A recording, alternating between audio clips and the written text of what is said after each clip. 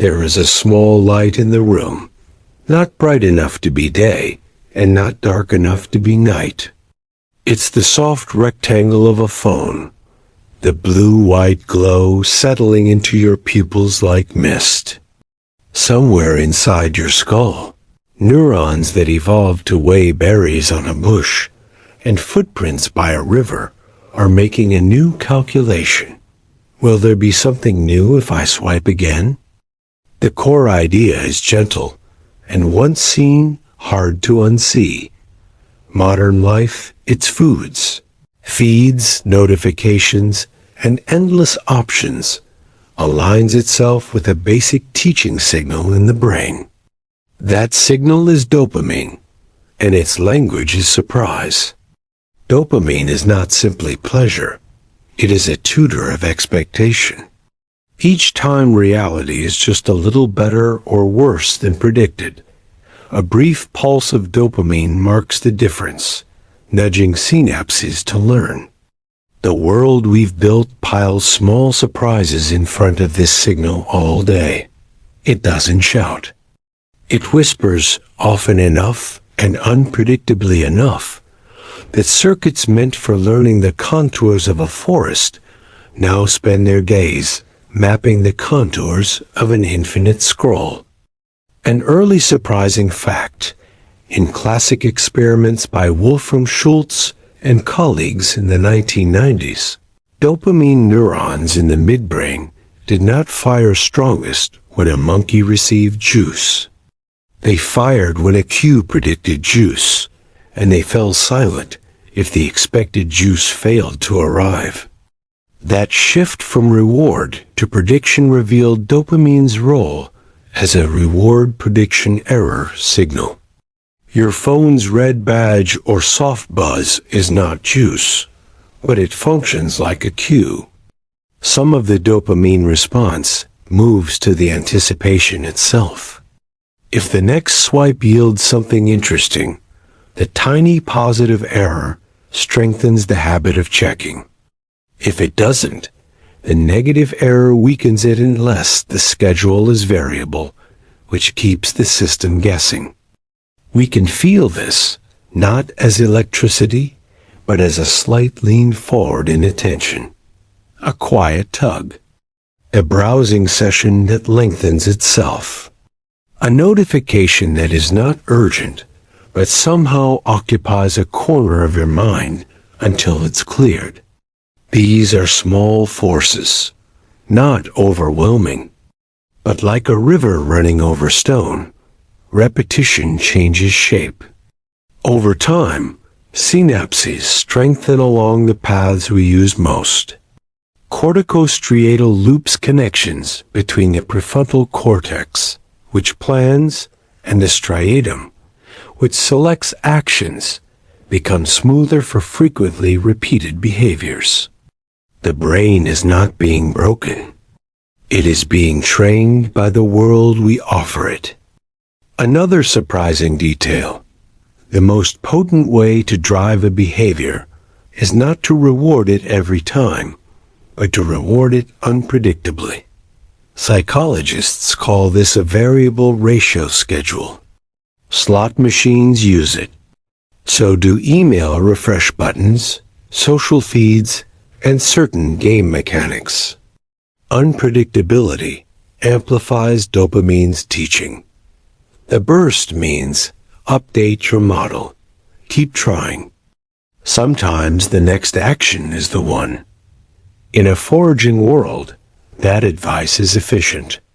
In a digital world without clear stopping cues, it can quietly expand the fraction of your day spent in loops that feel both voluntary and inescapable. Modern foods speak the same language. Sweetness and fat were once scarce signals of rich energy. Now, energy-dense foods engineered for bliss points deliver frequent, reliable, yet varied rewards. In rodents, both sugar and fat trigger dopamine release in the nucleus accumbens. In humans, PET studies show that people with obesity often have lower availability of D2-type dopamine receptors in the striatum, a pattern also seen in substance use disorders.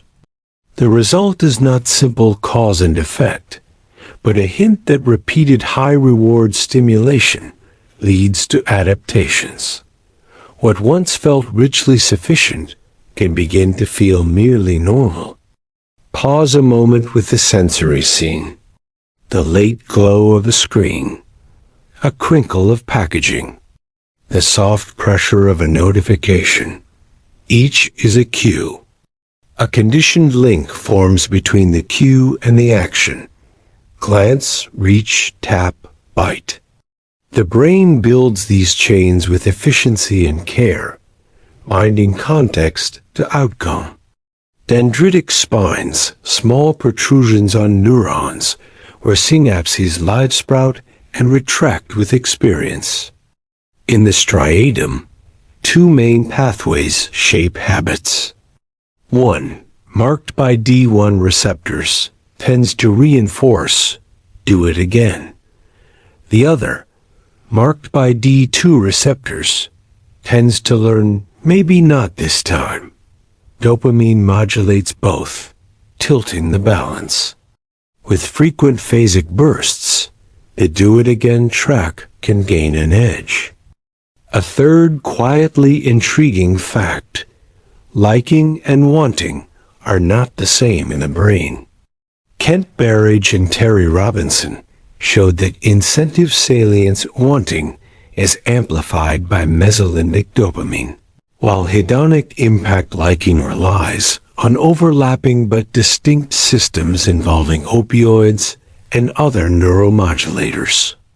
You can want something intensely without liking it more. This is the subjective marker of a habit that outlives its original joy. The reach for the app, or the snack that no longer delights, but is oddly compelling. Within this frame, the phrase hijacks dopamine becomes less accusatory and more descriptive. Modern life offers a high-frequency curriculum to dopamine-based learning. Rapid novelty, social feedback, calorie richness, and designed unpredictability. The brain responds exactly as it should. It learns.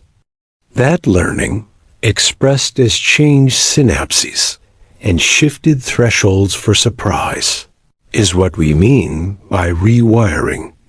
The changes are not permanent in the sense of locked fate, but they are persistent. As habits stabilize, they feel self-propelling. We will walk slowly through this story. In the next part, we'll explore how science discovered dopamine's true function, why variability matters, and how design choices like infinite scroll and streaks align with the brain's update rules.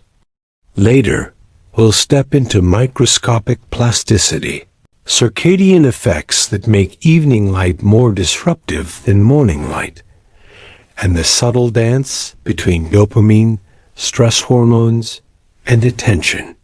For now, notice the quiet sophistication in your own urges. They are not failures. They are lessons learned faithfully in an environment built to teach them. If you go back before dopamine became a household word, you find a time when pleasure was imagined as a simple glow, an undifferentiated feeling. Then the brain offered a correction. In 1954, James Olds and Peter Milner discovered that rats would press a lever to electrically stimulate certain brain regions, so much that they would ignore food. It was a crude map, but it showed a circuit that could drive behavior powerfully. In the decades that followed, work converged on the ventral tegmental area, VTA, and substantia nigra, midbrain sites where dopamine neurons reside, projecting to the striatum and the prefrontal cortex. The crucial refinement came from Wolfram Schultz in the 1990s. Recording from dopamine neurons in monkeys, he noticed a pattern with startling clarity. When a drop of juice arrived unexpectedly, dopamine neurons fired a burst. After learning that a light predicted the juice, the burst shifted to the light. If the light came and the juice failed, dopamine neurons dipped below baseline, like a brief sigh.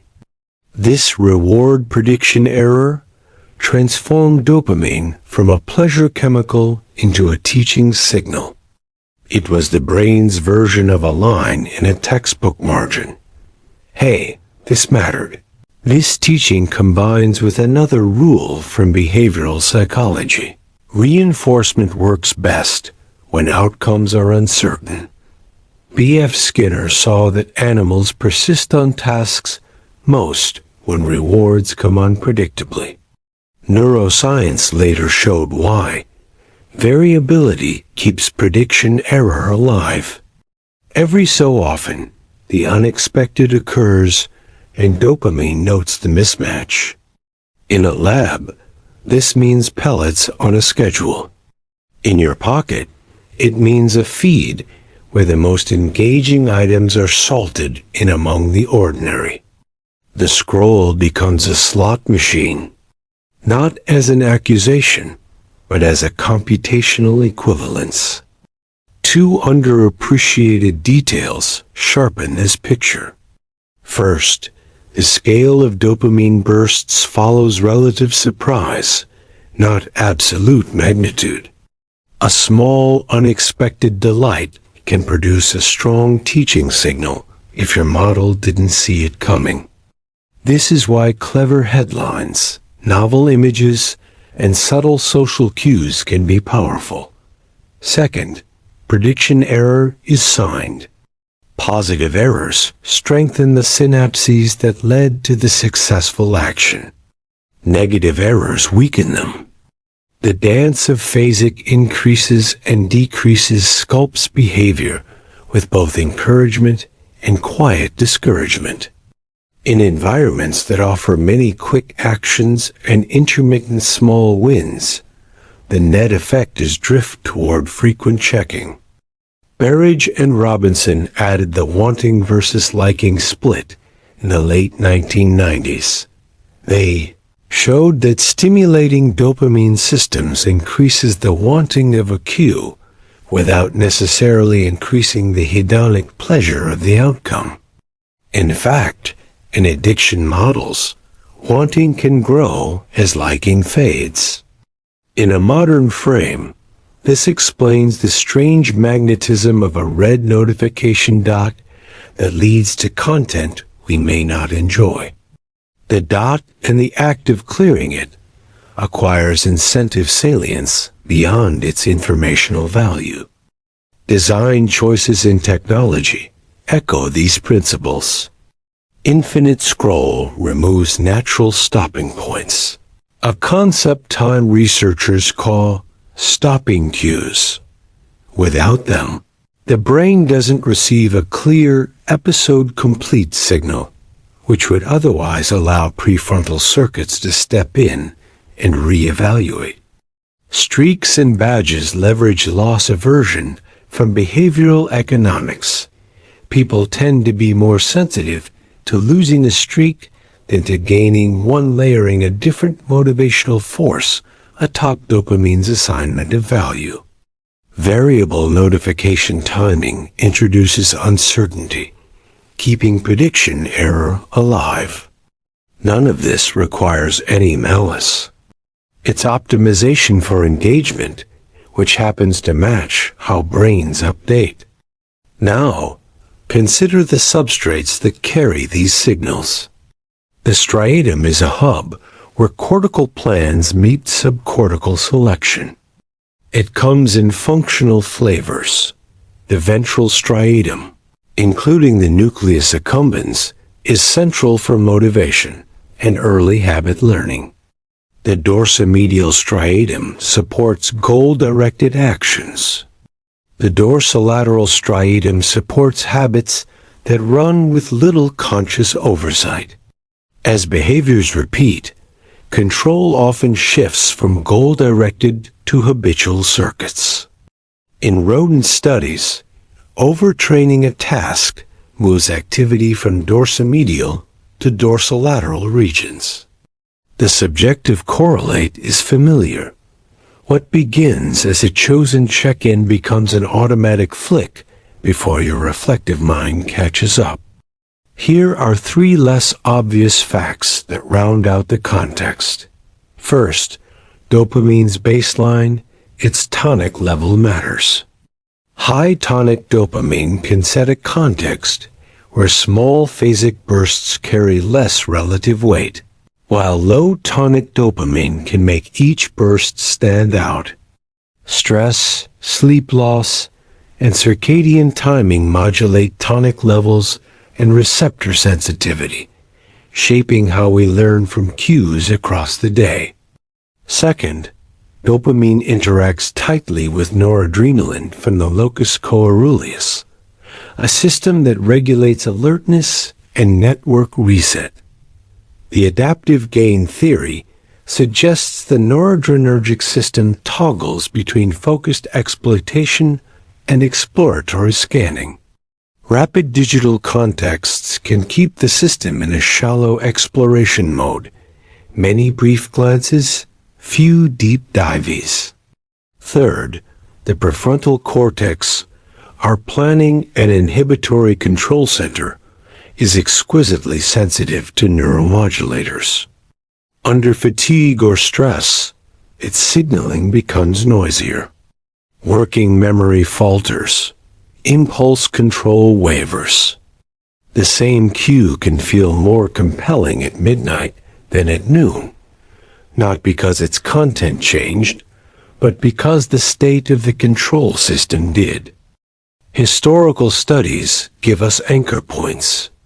In humans, PET imaging has shown reduced D2 receptor availability in the striatum of individuals with substance use disorders. For example, work led by Nora Volkow in the early 2000s, correlating with impaired self-control. In obesity, some studies show similar patterns, though results vary by method and population. These findings do not mean dopamine is low in a simple way. They reflect receptor regulation and synaptic adaptations to repeated high salience stimulation. The brain is adjusting its sensitivity, akin to a camera changing ISO in a too bright scene. If this all sounds abstract, return to a micro moment. You hear a buzz. Your hand moves. Somewhere deep in the striatum, a sparse pattern of neurons fires in a way it did yesterday and the day before. A pathway that was once a little rocky is now paved. This is learning in its purest form. Past contingencies stored as preparedness. In the next part, we'll walk into the synapses themselves, how signals become structure, and how sleep, light, stress, and repetition tune the knobs that define what the brain finds worth pursuing. Let's zoom all the way in, to a place no camera can show directly. The synaptic conversation that encodes a habit. A presynaptic neuron fires. Dopamine released from axons of the VTA and substantia nigra diffuses into the striatum. It binds to receptors on medium spiny neurons, the principal cells of this region. Some of these neurons express D1 receptors and project along a so-called direct pathway, facilitating action selection. Others express D2 receptors and project along an indirect pathway, shaping suppression. The balance of their plasticity crystallizes tendencies. Do this again or steer away. Here's where the wiring changes.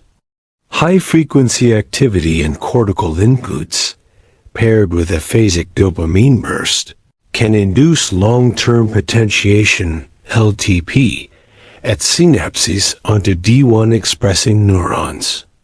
The same conditions can induce long-term depression, LTD, at synapses onto D2-expressing neurons.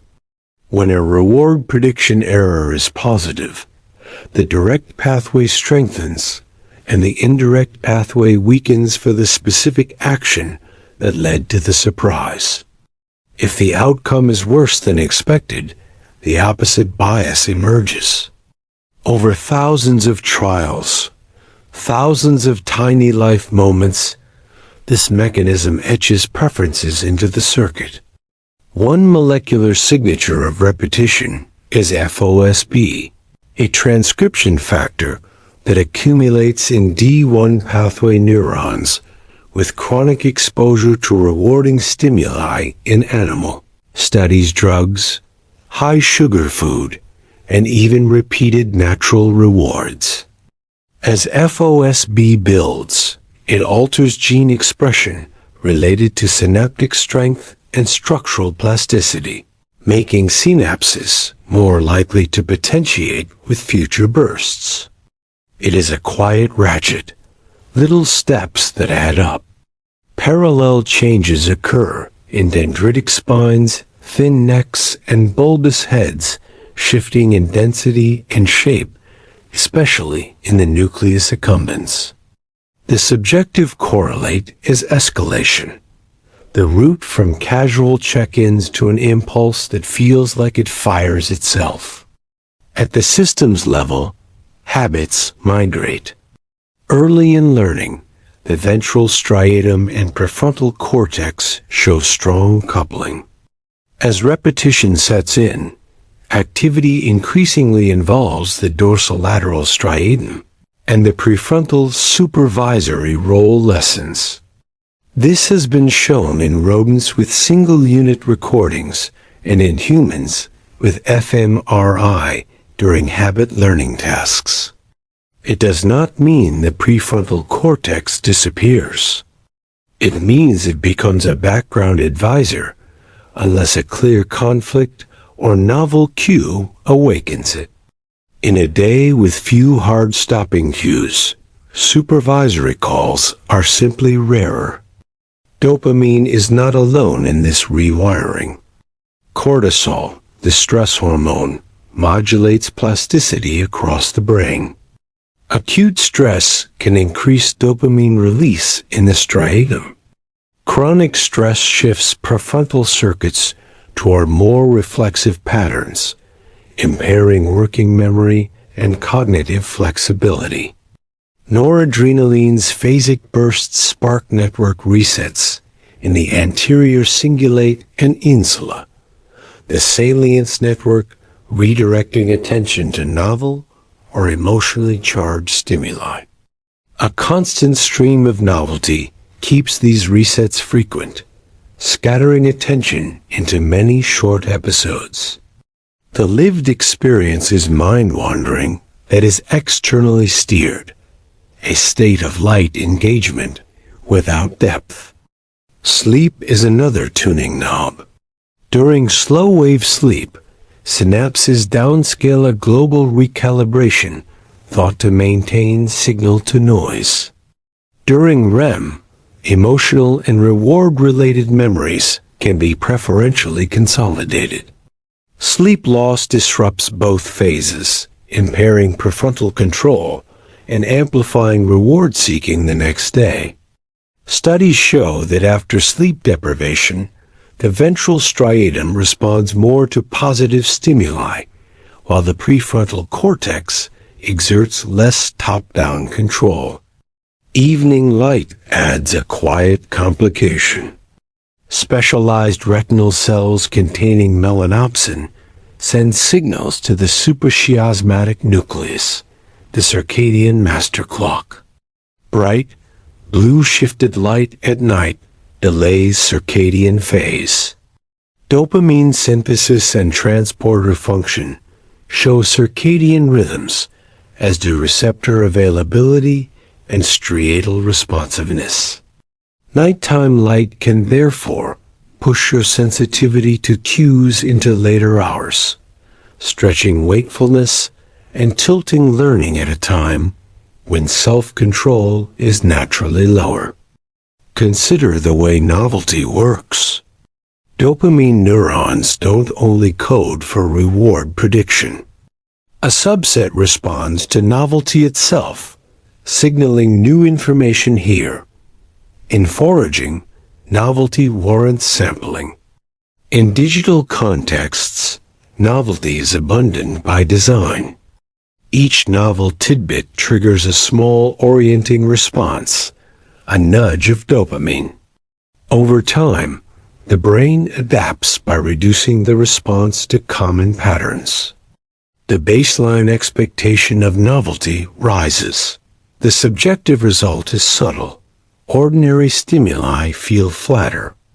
It's not depression in the clinical sense. It's a shifted contrast setting. This is one way that hijack feels from the inside, an appetite that recalibrates upward. PET studies provide a cautious window into these shifts. In addictions, lower striatal D2 receptor availability correlates with reduced activity in frontal regions implicated in self-control. In one small study, aerobic exercise increased D2-D3 receptor availability in methamphetamine users over several weeks, hinting that behavioral interventions can shift receptor landscapes. In animals, voluntary wheel running increases dopamine release and receptor expression. The message is not that the brain is stuck, but that it is plastic in both directions. Repetition cuts grooves. Different repetitions can cut new ones. There is nuance here that matters for kindness. Not everyone's dopamine system responds identically. Genetics, developmental history, and current physiology shape sensitivity. For some, a few cues are enough to create powerful loops. For others, novelty is less sticky. Conditions like ADHD involve differences in dopamine signaling and frontostriatal circuitry that make sustained, low-reward tasks harder and novelty more compelling. In such contexts, the modern environment does not create the tendency, but it does supply endless fuel. A quieter emotional insight threads through this. The feeling that I should be stronger often collides with a nervous system doing a faithful job. Your brain learns from what you give it. If you present 1,000 tiny surprises a day, it will become skilled at seeking them. If you feed it long, quiet stretches, it will become less twitchy. This is not a moral ledger. It is practice shaping structure. In the next part, we will widen the frame to culture and design, how workplaces, platforms, and foods align with these circuits, and then turn toward ways to retune gently without trying to fight biology, but by offering it better patterns to learn. Step back to the city scale. Modern life is a dense grid of cues. Street level, a coffee shop within 50 meters, a billboard with a bright face, a phone vibrate, a to-do list dot, a fridge with easy calories, a browser tab with a number in parentheses. Each is a small possible reward, or at least a possibility of possibility. Culture has become good at packaging possibilities. Not malicious often, simply optimized. Workplaces layer incentives atop this grid. Email threads, chat pings, dashboards with live metrics, productivity apps with streaks. multitasking is praised, or at least assumed. The salience network in the brain, tasked with triaging relevance, flips its spotlight rapidly. The cost is not only time lost to switching, it is the erosion of deep context. When you break a task into 6 fragments and interleave them with 4 other tasks, the prefrontal cortex must reload task rules repeatedly, earning working memory. Meanwhile, the small rewards from clearing messages, each a variable ratio pellet, train the checking loop. You begin to feel productive when clearing, even if the work that matters most requires long periods without small wins. Platforms, too, are not neutral. Infinite scroll removes friction. Autoplay removes a decision point. Personalization algorithms accentuate content with high predicted engagement, which often means emotionally charged, surprising, or identity-relevant items. Social feedback, likes, shares, comments, introduces an additional layer, unpredictable social reward. Human brains are exquisitely tuned to social cues. A 30-year-old social animal with a midbrain that spikes to approval will find it difficult not to care about the next notification. The unpredictability of who responds and when keeps the prediction error engine humming. 2 more surprising details about design and behavior. First, streaks and loss aversion create a special pressure. In the brain, losses loom larger than gains, an asymmetry seen in prospect theory and in neural responses in areas like the ventral striatum and amygdala. When an app threatens the loss of a streak, the avoidance of loss drives action as strongly as the seeking of gain. This recruits overlapping, but not identical circuits with dopamine's reward prediction error, coupling 2 motivational systems. Second, the lack of clear satiety signals for information means stopping is ambiguous. Unlike food, where gut hormones signal fullness, information can feel infinitely edible. Without external structure, the brain relies on detection of diminishing returns. Variable content hides that slope. Food environments reflect parallel themes. Ultra-processed foods present combinations of sugar, fat, salt, and texture tuned to bliss points. They also reduce chewing time and increase speed of consumption, tightening the loop between cue, action, and reward. In rodent models, intermittent access to sugar can induce binge-like patterns and sensitization of dopamine responses. In humans, imaging studies show that images of palatable foods activate the nucleus accumbens.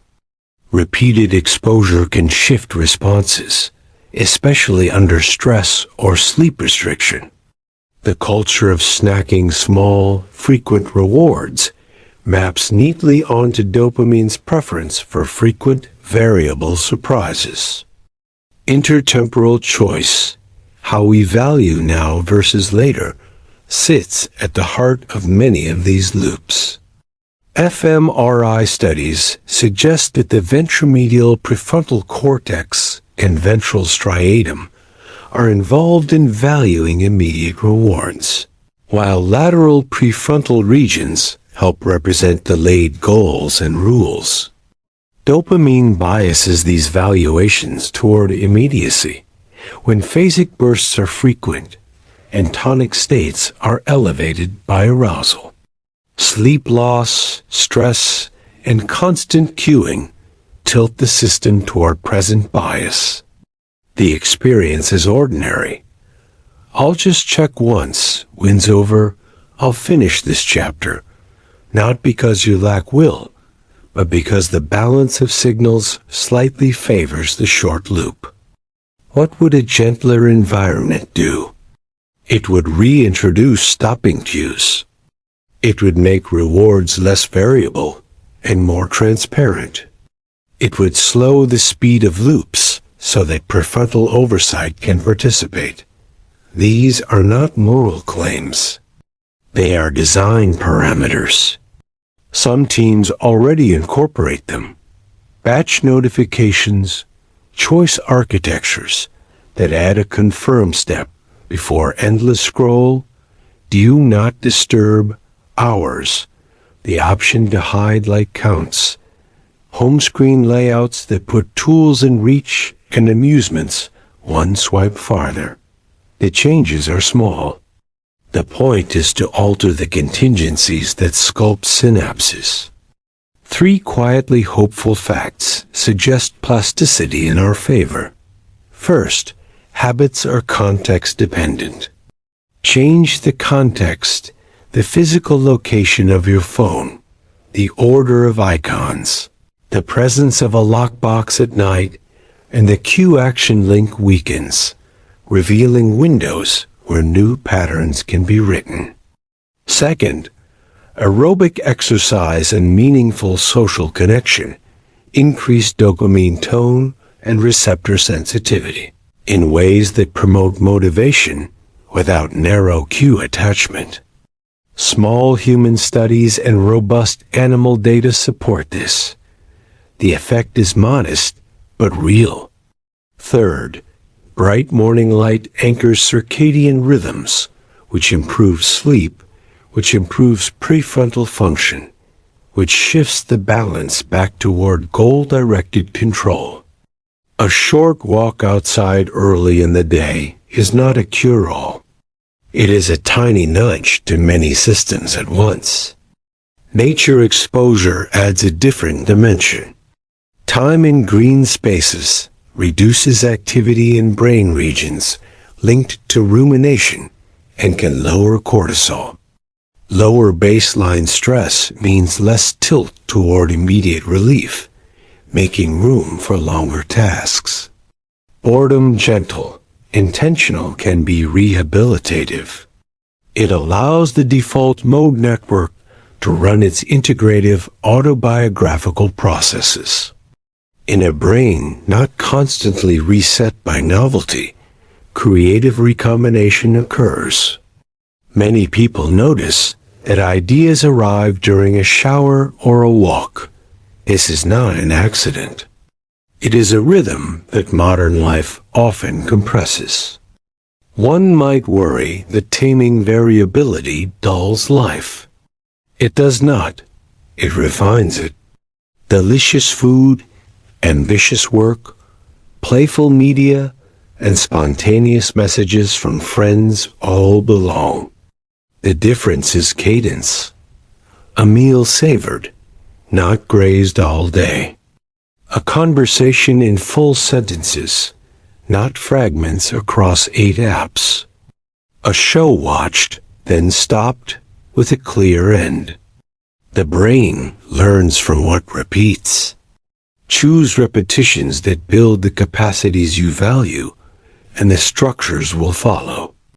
In the final part, we will soften into closure, how to think about dopamine with compassion rather than fear, how to design days that respect biology, and how modern brain science offers not commandments, but small, helpful handles you can turn without strain.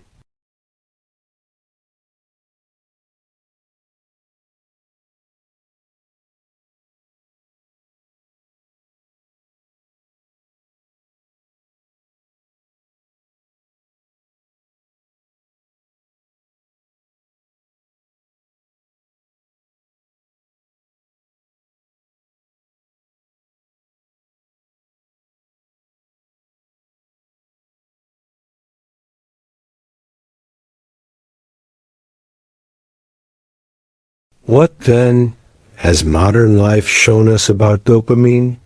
And what has dopamine shown us about modern life? First, that the brain's update rule is exquisitely simple and powerful. Adjust when surprised. Our inventions, apps, feeds, reward structures deliver frequent small surprises. The brain follows, strengthening the pathways that seek and respond to them. This is not pathology. It is learning in a high-frequency environment. The cost, when unbalanced, is shallow loops. Many starts, few finishes. Frequent wanting, modest liking. Second, that wanting and liking truly diverge. It is possible to feel the pull of a cue long after the joy has faded. There is relief in naming this. It explains why the reach for the phone can outlive the delight in its contents, why a snack no longer satisfies but remains alluring, why clearing a badge can feel urgent even when the message is not. Knowing this frees you from the fiction that more self-criticism is the lever to pull. It points instead to design. Adjust cues, adjust cadence, adjust contexts, and the wanting will reattach to things you genuinely value. Third, that rewiring is procedural. Synapses strengthen with repetition. Receptors regulate. Gene expression nudges probabilities. The same machinery that builds a habit of paging through short videos can build a habit of walking at lunch, or of leaving the phone outside the bedroom, or of cooking on Sundays. There is no moral ranking in the biology. The difference is the direction of drift. If you are kind to yourself, you can shape drift without force. Add friction where you want less. Remove friction where you want more. Place stopping cues where loops tend to run long. Modern brain science offers a handful of small, evidence-informed handles. Protect sleep as a keystone. Dim screens at night, or use warm light. Let morning light into your eyes. Better sleep enhances prefrontal steadiness and reduces tilt toward immediate rewards. Batch novelty. Decide times for feeds and messages rather than grazing all day. Give your salience network fewer resets so deeper networks can complete their work. Rebuild stopping cues. Use timers or natural endpoints. An episode count, a chapter, a walk that ends back at your door. Infinite contexts need finite edges. Move your body. Aerobic activity modestly improves dopamine function and mood, and powerfully improves sleep. It is not a cure, but it nudges many systems in the right direction. Tend to meaning. Deep social connection, purposeful work, and time in nature create rewards that are less variable and more satisfying.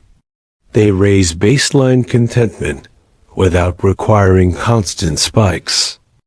These are not prescriptions. They are invitations. If a few resonate, try them gently as experiments. Notice how your brain responds. It will learn quickly if you repeat. There is also a humility that this science invites. Not all rewiring is within reach. Genetics, development, and circumstance set ranges. Some days are simply harder. In those times, shift the environment rather than the self. Put the phone in another room during sleep. Turn off non-essential notifications. Ask a friend to walk. Small adjustments to cues often succeed where large demands on willpower fail, because they speak to the level where the behavior is generated. On a longer timescale, culture can soften too. Teams can default to fewer meetings and more focus blocks. Platforms can offer batch notification modes and visible stopping cues. Cities can design for walking in green space. Food systems can make wholesome options the easy options. None of this requires erasing delight. It means matching environments to biology's strengths. Slow build, clear ends, shared joy. If you carry one image forward, let it be this: a river finding its path. Dopamine is the flow of learning, carving channels through the landscape of your brain. Modern life set up many small inlets, and the river explored them eagerly, cutting runnels that now guide it. You can place a few stones. You can deepen a different channel. Water follows the path of least resistance, and you are free to move the banks. Thank you for drifting through this with me. If you'd like more calm exploration science that you can fall asleep to without losing its depth, consider subscribing. We'll keep walking the line between fact and wonder at a pace that lets both take root.